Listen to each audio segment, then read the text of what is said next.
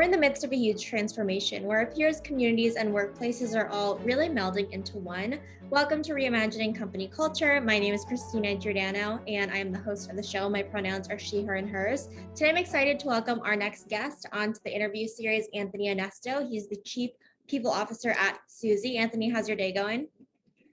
Pretty good, pretty good. It's a Monday here in New York. A little cloudy, but other than that, very good. Yeah, can't complain. Also in New York, if you want to start off by telling us a little bit about yourself, be sure to include your pronouns in the answer to the question. When you were younger, how did you answer the question? What do you want to be when you grow up? Sure. So it's he, hims are my pronouns.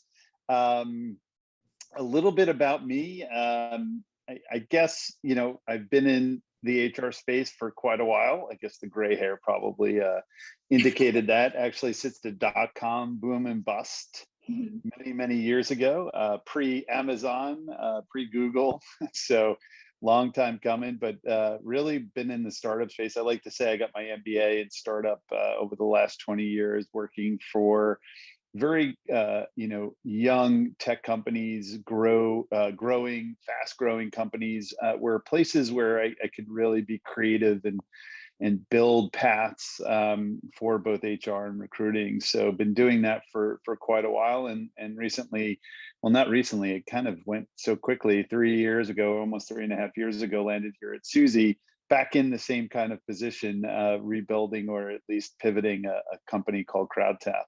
So really excited. And as a young person, when I was a kid, I always wanted to be in movies. I guess I got bit by the acting bug when I was young. Not until I was in my late teens and early 20s did I even try it. But I always was fascinated with movies, not necessarily the finished product, but I'm fascinated with movie sets and TV. I don't, just to see these things manifest themselves. So as a kid, I think I always wanted to be an actor. I love that. That's a great answer, a very creative answer. And also, so you said that you have so much experience in kind of hyper growth companies and kind of building out people, teams as well, and company culture. How do you think your personal journey up until this point has really led you to Suzy to lead the people function there? I think it's just these various experiences of building the HR and recruiting functions for all these different companies, particularly in tech. I jumped out of tech for a little while into the advertising space, and now I'm back in tech. So I think it's my experience. Fresh Direct was probably the fastest growing company I was the 40th employee there. I built it to about 3,000. So I think this idea of building companies, building the HR functions to support high growth is what led me to Suzy when I got the call. And I had known Matt Britton, our CEO, from my past. That was the pitch that he made to me when we had lunch, was like, listen, we've just pivoted. We're pivoting this company. I need someone to reset.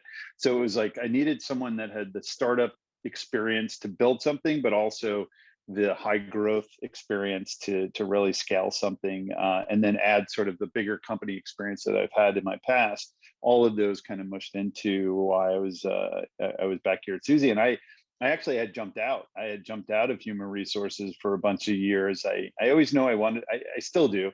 I want to be a CEO of a company, and I'm thinking maybe HR tech, bring in some of the HR experience, because HR is not naturally a path for CEO.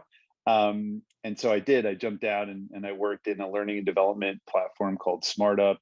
And then I worked for an innovation company out of Toronto called Conrad Group. And I was president for SmartUp, and I was doing general manager work at Conrad. And I had pulled myself out of HR. But when Matt called and told me what was happening at Suzy, I said, all right, I'll jump back in for this opportunity.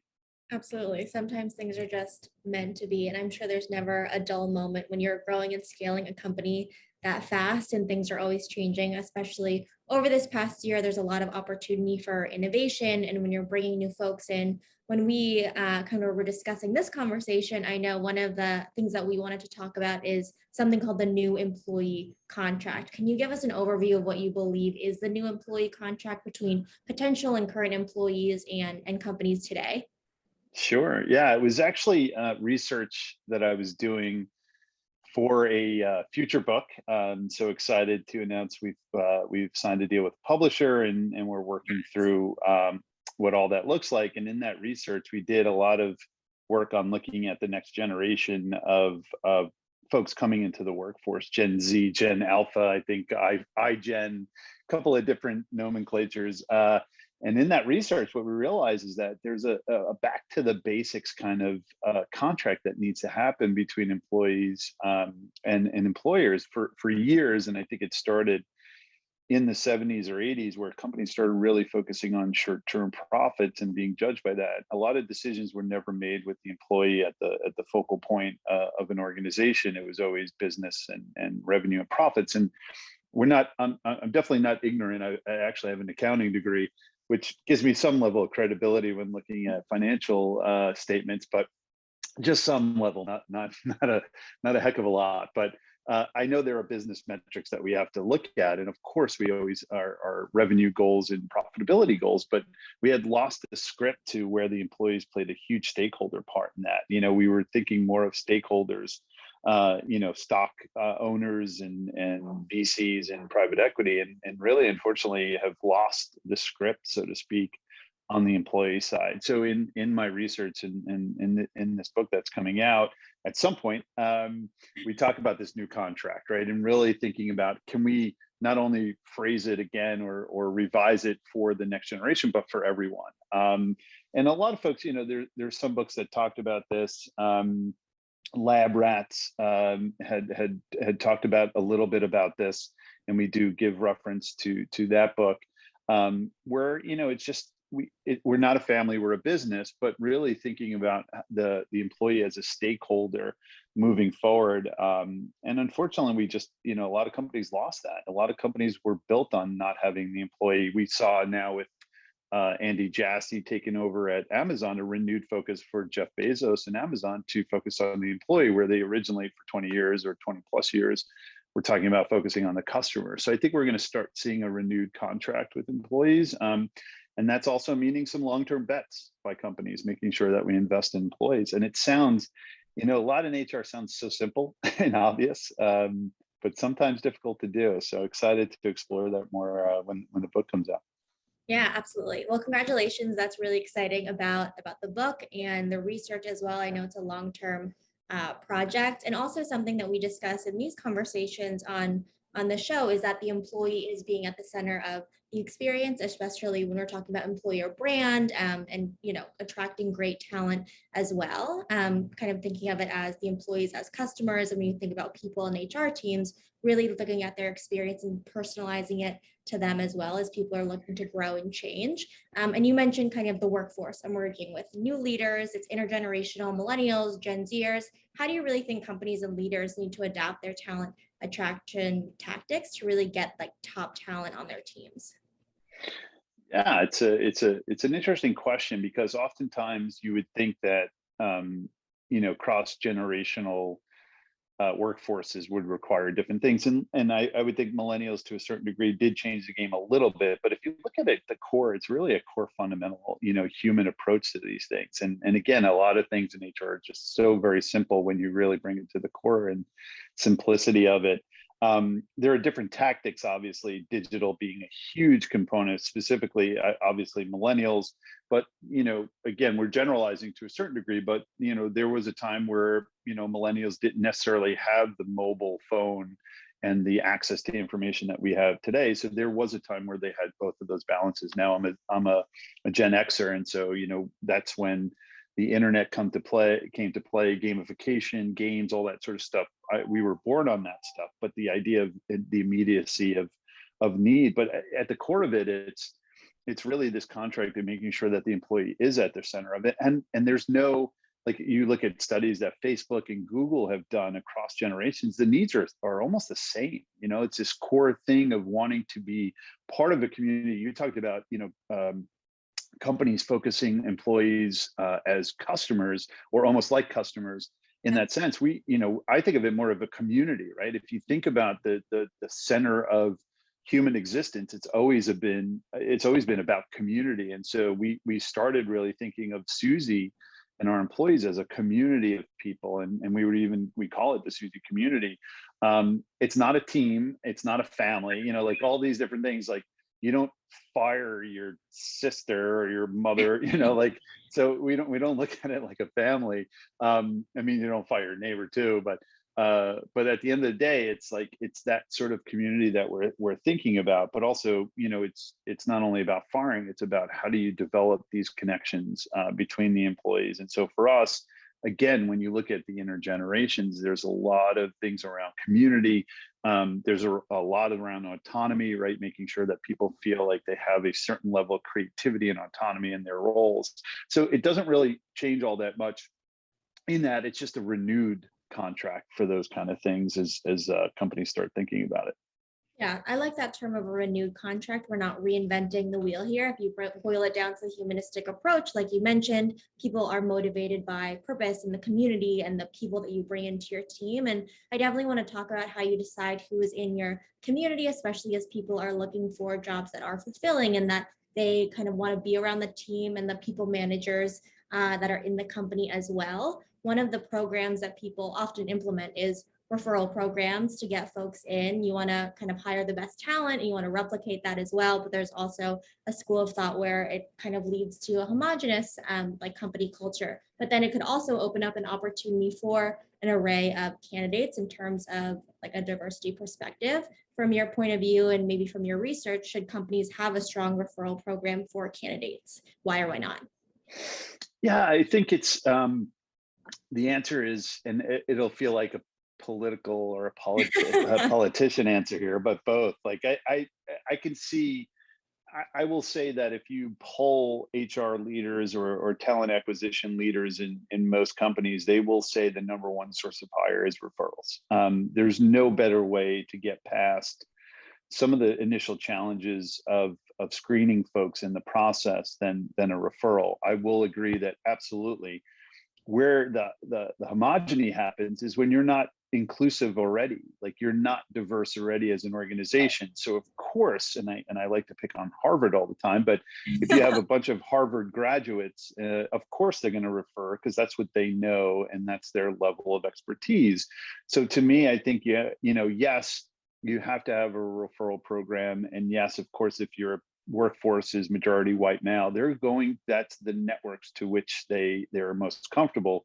For the most part, again, we're generalizing to a certain degree. You have to build a diverse workforce and then start thinking about, and really it all starts, I think, especially when you talk about referrals and diversity, at the job description, and the job architecture is so important. And I think that's where often we're like, oh, just put together a Google Doc on what a job description is, and not really taking enough care to formulate and architect the job description, and looking at that and saying, okay, what are the opportunities where we can look at underrepresented groups for these different roles? To me, I've always said, and I know we're talking about referrals specifically, but talent acquisition in general, to me, the higher you go up in the organization and the diversity, the more it will trickle down. So you start at your board. How diverse is your board? Do you have diverse of opinions and backgrounds there? Then your C levels, then your VP, and you'll find in a lot of companies they claim diversity, but it's within the employee set, which is great, of course, but now you have to start thinking about at the higher levels how that works. So I think if you have, again, someone on my team, Alicia Jackson, shout out, she talks about inclusion and diversity. So start with, how is your organization? What does that look like? And then start thinking about, and I thought that was brilliant. Like, I stole that from her. But I thought that was really brilliant. Inclusion and diversity. Start thinking about creating a place where people want to be. And then naturally, I think you'll get those referrals. Yeah, I think what you're talking about too is a lot behind intentionality. If you're going to have a referral program, what is the intention of the referral program? What is the process behind it? What does it look like? And then if you're talking about diversity in terms of talent and the people that you have, is it just junior level folks? You also want to include your board of directors and your people managers like you're talking about for a holistic approach. I think that's so important. So if we skip ahead to referrals, we talked about a little bit about employer brand and the candidate experience. We want to retain people, keep them in their kind of roles and really see them grow throughout the company as well. What are some key components when you boil down a successful retention strategy? What does it look like in practice? Sure. And you'll find in a lot of things that I recommend, either it's super obvious or it seems to be overly simplistic, but my brain doesn't work that complex. So we're going to go overly simplistic. And 3 years ago, I read a book by Kim Scott called Radical Candor. And it fundamentally what I wanted to do when I was asked to come into Suzy and pivot and build it, I had an opportunity to reset the entire. We changed our brand from CrowdTap to Suzy. We changed our colors externally. Now we had the opportunity to really think about internally, what was this organization going to be?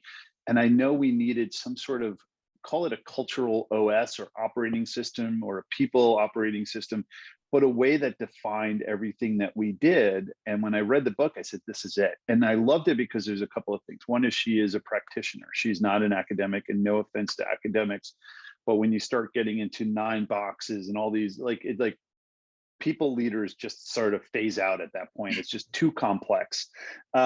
I love that Kim Scott came from the practitioner side, so it was really rooted in, hey, I actually did these things and they worked. And by the way, they worked at Google and Apple, so really some high level credibility there. But the framework is simple. It's care personally and challenge directly. The idea is that you have to care about an individual. You don't have to be friends. We're not creating a cult per se, but at a human level, you have to care about them, right? You got to care about the people that work for you and work with you. But of course, you have to challenge them, right? The idea is of creating a great culture doesn't mean you avoid the hard conversations and the hard feedback. And the care personally part comes very easily to some folks, but the challenge directly seems to be somewhat difficult, especially going through COVID. We were asking folks to care personally a little bit more, but we still were holding folks accountable for performance and other things. So that framework, I think, from just building that as a start off in 2018, which is now in every onboarding, we talk about radical candor. We had leaders go through training. Kim actually did a Q&A, which was really awesome. I geeked out on that one, where she did a Zoom Q&A with the entire company. And it's just like in every conversation that I have with leaders, I'm like, all right, just remember, care personally, challenge directly. And it becomes this framework. We actually, during our onboarding sessions, it's now a common language too. So one of the biggest challenges, I think, is giving feedback to your boss. There's 3 levels of feedback. It's coworkers. If you're a leader, it's your team, and then it's your boss. And the boss is always the hardest one. And so now because we have common language with this, you can qualify what you're going to say in the radical candor framework. You could say, can I be radically candid? Or, in the spirit of radical candor. It's now a common language that we use. So from a retention perspective, it's really that framework, and then everything is built up around that to ensure that we're doing both of those things on a regular basis. And that includes, making sure that we're having quarterly growth conversations. So we didn't have anything because we're starting at 0 when we pivoted to Suzy, but we don't do performance reviews yearly. In fact, I've never believed in that. We have quarterly growth conversations. We have weekly check-ins, and the idea is like, okay, how are you doing? Of course, we look backwards to see how performance is going, but what is it that you want to do? Because growth and career trajectory is probably one of the most important retention tactics. That, other than a company being successful, I actually tweeted and sent this out via LinkedIn recently. One of the biggest retention strategies is a successful company, right? Like everyone wants to work for a company that's accelerating. So, yeah, I mean, I could talk about retention for hours, but I think having that sort of cultural or cultural OS or people OS with care personally, challenge directly, and then building programs around that is a critical factor, I think, to the success we've seen. Absolutely. And it's a two-way conversation too, between the employee and the company, the employee and the manager, and peer-to-peer as well, as you described too. And I always say, in terms of people managers, you can have the best people manager, but they're the best because they trained at it and they really have the intention to be a people manager. I don't think there are any born managers, maybe visionaries or geniuses, but it's a skill you have to develop in terms of weekly one-on-ones and quarterly check-ins, which are more frequent than, like you said, most companies do annual performance reviews. How do you really cultivate and train people leaders who really want to motivate and lead a team? I think for us, it's we went through a training session with Life Labs. Again, I think it's the core fundamentals, the real practical things that we can teach our leaders about, feedback, like some tricks and some things that they can use, that they, sit in a Zoom session, but then take into the organization. And what I loved about Life Labs training that we did was that they rooted in neuroscience and research, but then gave you a whole bunch of practical things that you can literally take into the organization the next day. We also set up, leadership competencies to let folks know, like, this is, as a people leader in an organization, this is what our expectations are of you. And we're starting to incorporate some of those things into these quarterly conversations with our leaders. So for us, but it's training, it's holding folks accountable. We pulse our employees every week, so we get feedback. So if you want to talk about radical candor, we get it every week, and it's both quant and qual that we look at for that pulse surveys. So when, I know you're talking about AllVoices. I mean, all voices matter right behind me. We're listening to folks on a regular basis, getting that feedback, and I have to tell you, that's probably one of the hardest things that leaders have to do is not, it's giving feedback, but receiving feedback and getting it on a weekly basis. Think of it almost like Yelp reviews on a weekly basis. Like you can, and so some folks struggle with it. And so when we started identifying that, we started doing training sessions on listening, right? Again, the first instinct, because if you think of the neuroscience of these things, it's fight or flight, right? So now you're getting all this feedback, you're either going to fight or you're going to flight. And so some folks completely ignore it, while other folks are like, no, we shouldn't be pulsing people weekly. We should do it biweekly. And so they start fighting the thing. And we're like, no, we're like, all voices matter. Feedback is a gift. The person's taking time out of their crazy day to provide you feedback. Let's teach you how to manage that feedback. And by the way, every piece of feedback isn't of value to every other. Like, there's some feedback that's super valuable. And I will say majority of our employees, I would say almost 100%, like when you're reading the comments, I'm like, wow, that was really, like, that's a great piece of feedback. Like, they actually thought it wasn't venting. Like they're actually providing really valuable feedback.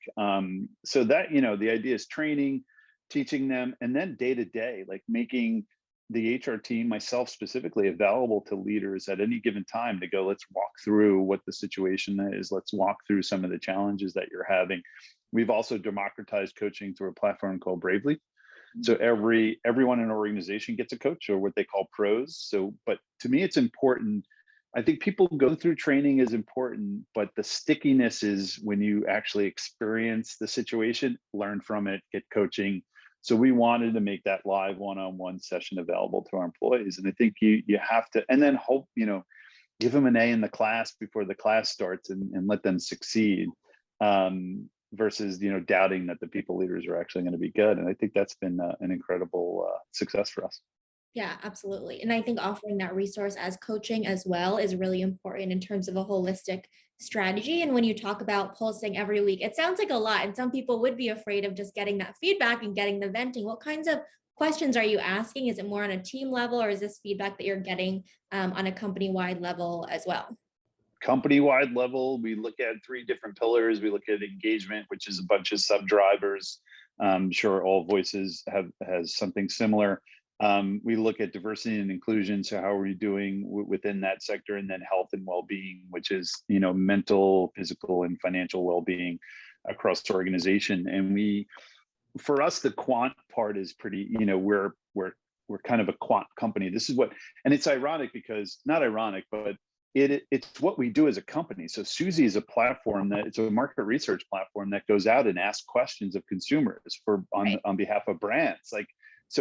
Like that's what we do. So are you telling me that in the same equation, consumers shouldn't, clients or brands shouldn't be going to customers and getting their real-time feedback? Well, that would be silly if we did. So it's an easy stand for us. But the measurements are the entire company. We're able to slice and dice the data, again, any which way we want it within the attributes that we collect. Recently, we added pronouns. So we're looking at the pronouns, how folks identify from a gender perspective, to see if we can cut the data. So great, it's wonderful that we have a really high engagement score, but how is that seen across the organization? Maybe we have a sector of the company that's overweighing the engagement score. We should be able to look at. We have ethnicity that comes off of our HR system, so we really get super crazy with the cutting of the data. But it's the entire organization is pulsed on a weekly basis. I think that's really interesting. And also when we're talking about all of these strategies from retention and recruitment to like getting new talent for an employer brand perspective, you're not just, assuming and you're measuring progress, you're actually asking employees as well if things are working, if you need to change or iterate things as well. And in terms of that third pillar, mental well-being, physical well-being, over this past year, so many people have been either disengaged or distracted for a multitude of reasons. Let's say you have feedback and kind of one department or a couple of different team members do feel like they are disengaged and they're pretty candid and honest with you in that feedback. What is your philosophy for kind of re-engaging employees? What is the responsibility of kind of the company and people leaders, while knowing every situation is of course different based on why they're disengaged, but say that Sure. they do that feedback?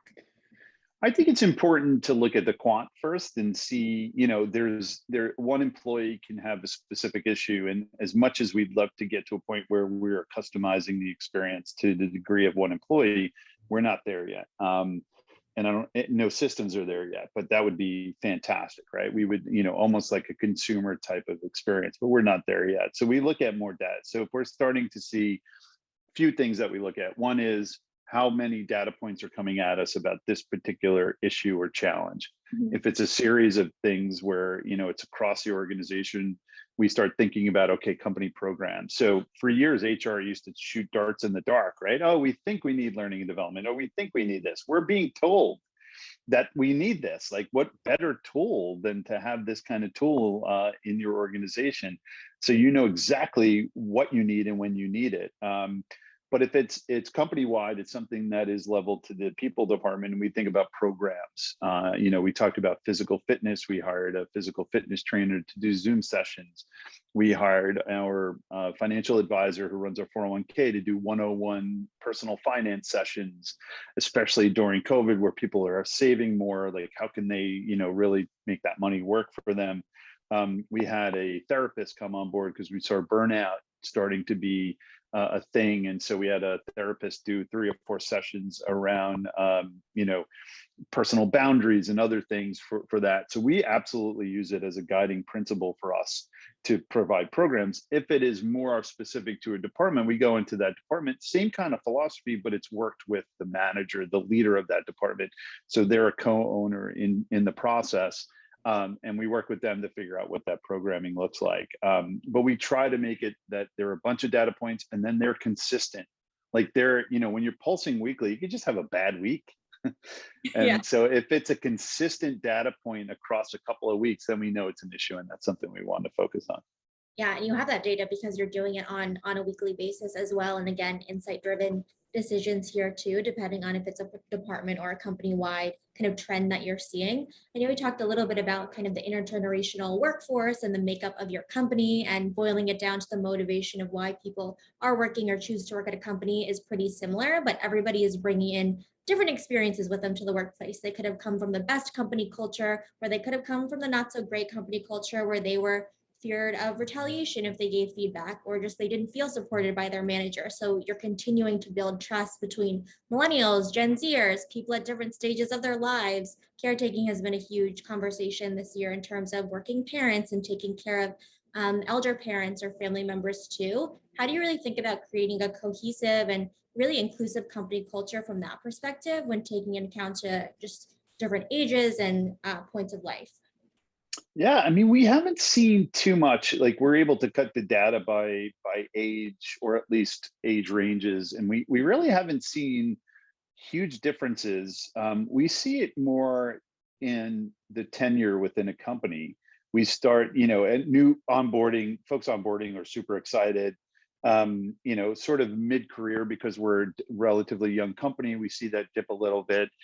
So we see this fluctuation. So we don't really see it per generational, but I will say, again, with the research that we did, one of the things that we're absolutely focused on now, and really thinking through, is psychological safety. So the idea that someone can feel safe within an organization, whether it's providing feedback, whether it's admitting I have 3 kids at home and, it's chaos and I have to be a teacher. And like, I think if we can index, and I wish I can give her credit. I'm reading a book right now about this topic, but it's something that is, I think, inherent across generations, whether you're Gen Z or you're Boomer or Xer. This idea of psychological safety is super important. I think Google, even when they did their Alpha project, talked about psychological safety within organizations. So it's not a new concept, but again, like, how do you create the environment for that? If you have we pulse our employees every week, like I said, and so we're getting both quant and qual. What I mean by qual is the comment section, right? So they comment if they want to, and like, managers are diving in there and really looking at these things, but some managers needed to be trained on that. So and really not take offense to some comments, and look at it as a gift, but it's a learning process. But I think that psychological safety, where we're like, people are often surprised at Suzy when they first come in on how psychologically safe they are. Like, can I say? Because you're right. There's a stigma. There's a stigma in HR, like HR people are bad, and they're not. But it's also like, my company I could never speak up, and we get a ton of feedback saying, because we start with that radical candor premise. We're giving folks permission. Not everyone is like, I won't say we're sitting here where everyone, says, hey, here's some feedback, but I will tell you, I get emails. I'll get, someone set up a meeting with me about adding new benefits, like not even on the HR team, is one of our engineers saying, I heard about this new benefit. He just felt safe to come to the head of HR and say, hey, would you consider this benefit? I think most folks would be like, nah, I'm not sure if I want to do that. But here they feel safe on that. So I think that's one of the key factors. I think that is a great example of someone feeling like they could trust you, even if they're not on the same team, and feel like they can reach out to you to give that feedback. Psychological safety is something that we really kind of value at AllVoices as well. And maybe the book that you're reading is by Amy Edmondson, maybe not. She's What's the name? Amy Edmondson. I think so. What's the name of the book? I don't know the name of the book, but I know she helped coin the term psychological safety, so that's why. It might be Harvard. Is she a Harvard professor? Yes. Mm-hmm. Yes, that's it. Yep. That's exactly it. Yeah, talk about common language there. I know that I've been talking a little bit kind of about more so your experience at Suzy, building out processes as well, but I do want to kind of ask you some questions around where you see the industry going, and just from previous companies that you've been at as well. So not necessarily at Suzy, but something that people always ask is, what are some common mistakes you've seen, even with the best intentions, when creating a kind of retention or like an elevation of talent strategy in terms of people? Great question. I mean, there's just so many, and I made a lot of them. So I think it's, you often start, particularly when HR folks go into this retention, there is something called we do exit surveys. So we're getting, when you're leaving an organization, we get your feedback when you're leaving, as opposed to there's a thing called stay interview, which is like, okay, what would it take? So it's only on a certain event that triggers the fear in an organization, if you will. And I don't mean fear in a bad way, but just like, oh, I got an offer, and now all of a sudden we have to counter offer. So compensation is discussed, or I'm leaving. Okay, we have to do an exit and find out why are they leaving. Why not continue? Like, this is why we pulse folks. Like, none of this should be a surprise for us if it does happen. So I think a lot of times it's always looking backwards as opposed to being preventative, right? So it's always looking at, okay, it's after the fact, it's after they exited. I also feel like when companies think about retention, they automatically go to their high performers first. They always do, right? So you're like, but like, people are like, of course, high performers, you want to keep them. I'm like, okay, tell me, how are you designating your high performers? What scientific math equation are you putting together to identify your high performers versus your not? And most folks wouldn't be able to. So it's like, why wouldn't you do that for everyone? Or even think about where, of course, deal with your high performers, make sure you're focusing on them, but focus on all your employees, and each one it has a different, whether they're not performing, there's, in the framework that we use around our growth conversations, again, 4 quadrant consideration. The idea is about growth and performance. It's simple, but it's not always like the high performers are important. It's the ones that are performing really well that don't necessarily want to be the next director of engineer or the next CTO. They just like working in what they're doing. So identifying those folks and then figuring out not necessarily how to give them more money or a higher position, but what are the things that are important to them, getting to know them, and then identifying opportunities. So a ton of mistakes there, especially in elevating talent. I think a lot of companies don't move quickly on the negative aspect of that. So if someone is not performing, we talk about, it being a moral obligation of our company to let folks that they're not know that they're not performing, or maybe according to our standards, they're in a wrong role. So I think moving quick enough on that, where you let a low performer sort of just, keep performing at that level. We try to, give folks. The other thing is not giving enough opportunities or training or support. A lot of times someone doesn't perform and it has to do with the company more than their own performance. So making sure that we're checking off, okay, do we offer the Bravely training, the coaching? Do we coach them enough? Do we give them the tools, the right sort of things to do those things? So for that side, that's less of the retention side. But I think when you identify folks that aren't performing quickly, it retains the good, the ones that are doing well, because they're seeing, if you see somebody and you're going above and beyond, you're accelerating, and that person isn't, like, you'd be surprised. People, even in a virtual space, people know who, especially in like a sales or CS organization where, the evidence is so much clearer, or they have leaderboards, you see the performance. Like, there's nothing worse to a great employee than tolerating a bad one. And I forget, that might have been Patty McLeod at Netflix, but there's no truest statement. I think a lot of companies don't act upon that as quickly as they can. Yeah, I think that's also interesting too, the fact that kind of you mentioned the stay interviews as well. I think that's something that a lot of companies don't have, but almost everyone has exit interviews, and then nobody wants a conversation around their performance either being poor or needs improvement to be a surprise, but also high performers or people that are doing a good job don't want it to be a surprise that their managers think that they are performing well. Meanwhile, they have another offer from a company, so they're going to take it because they don't feel Sure. viewed at a company as well. Yeah, the high performers are always the ones that are getting the recruiting calls, right? It's just that a fact of the matter. So even on the high performers, one of the things you have to think about is challenging them, right? So oftentimes there's this S curve of learning, and they're sort of at the top of the S curve. You have to reset them and change, maybe give them a new role or a new responsibility, or something where they're stretching and growing versus just sort of stagnating in that high performance. To me, that's a critical factor. The challenge, especially with younger companies, is that there aren't always those positions that are available. Oftentimes you can create those, but in larger companies, looking at high performers is a lot easier to be a little bit more mobile, like moving somebody out of country if they're interested. But understanding, I think a critical mistake is thinking of these things from the employer perspective. So thinking of it as like, okay, this is a chess piece that I need to move over here for the business, versus understanding what that person really wants. And that's why in our growth conversations, we talk about what is it you want to do in 5 to 10 years. Some people come in and say, I want to be a CMO. We're like, okay, so now that's your Google map. You're here today and you need to be there tomorrow. By the way, you're going to take a couple of wrong turns and we're going to give you, you're going to hit traffic. But at the end of the day, we now have an understanding of where you want to be. So now we can position you and give you opportunities that hopefully allow you. My dad worked for the New York Times for 40 years. He was the last human to work for one company his entire career.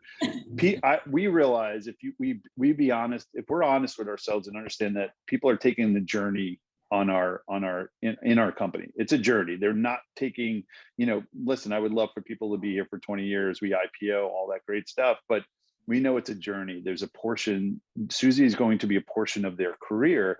How can we position Suzy to get them to those goals?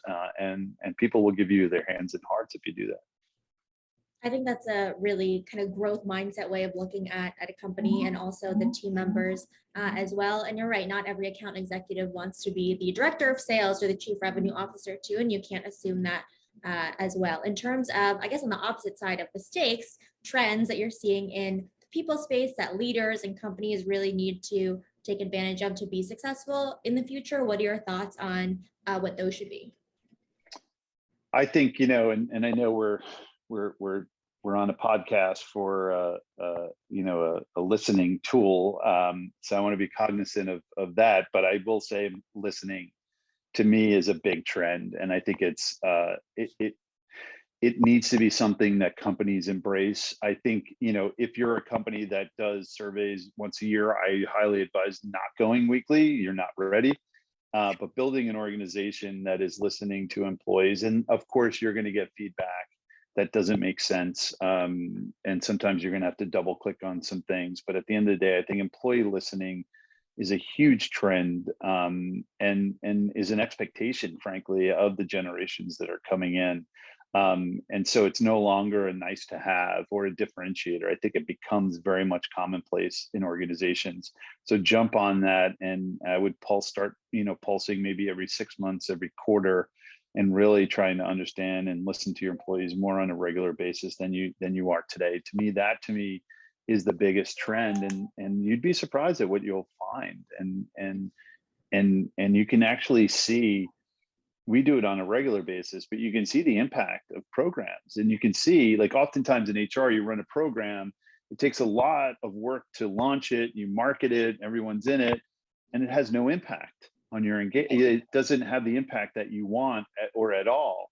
And it's so hard to pull things back. So another piece of this is not only constant listening, but an agile focus to HR. Like, run a program, for instance, where we went completely virtual last year as a company, and we started to see in our pulse surveys this need for community connection. Right, people were in their houses. They were, we still are at our dining room tables. I Yep. see you're at home. Yep. You're not interacting with humans, and they were missing that human interaction. And so we were thinking, all right, how do we do this safely?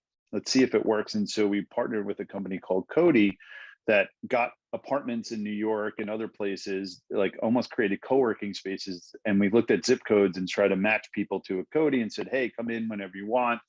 At the beginning, people were going in, but they were also hesitant, that there was no vaccines at the point. So people were scared. They didn't have the right setup in these things.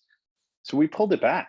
We said, all right, it didn't work. We thought it would work. We got the feedback, but it didn't work. People didn't. So the ability to, I think Amazon calls it the one-way, two-way door. Like, if a program, there's certain programs that are two-way doors. You can implement them and then pull them back.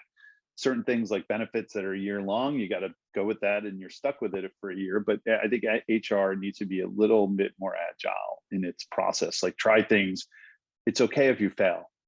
Right. Pull it back and try something new. So, and we're big experimenters here. I think that's important too, in terms of being dynamic and iterating on your strategy as well. And in terms of employee listening, if you're right, it's a need to have, not a nice to have, because if the company and like people managers aren't listening, someone will be listening on Twitter, TikTok, Glassdoor, all of these other places. Right. And want to hear it as well and build that trust muscle with your team. I know we're closing out our time together, but in your bio and a couple other articles I was reading in preparation for our interview, I want to talk about Ella Adventures, at least for one question. Where did you get the idea for Ella Adventures, and what have you seen as a result? Why is representation so important? Sure.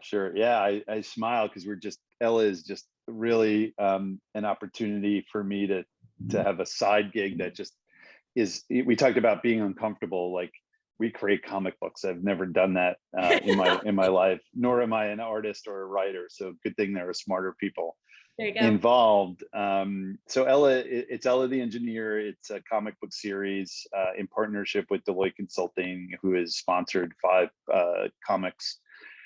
Core of it is Ella, who is a technologist, and the reason or the purpose of it is to really have girls see a female technologist in an entertaining way, so they can look at that and say, that's something I could do.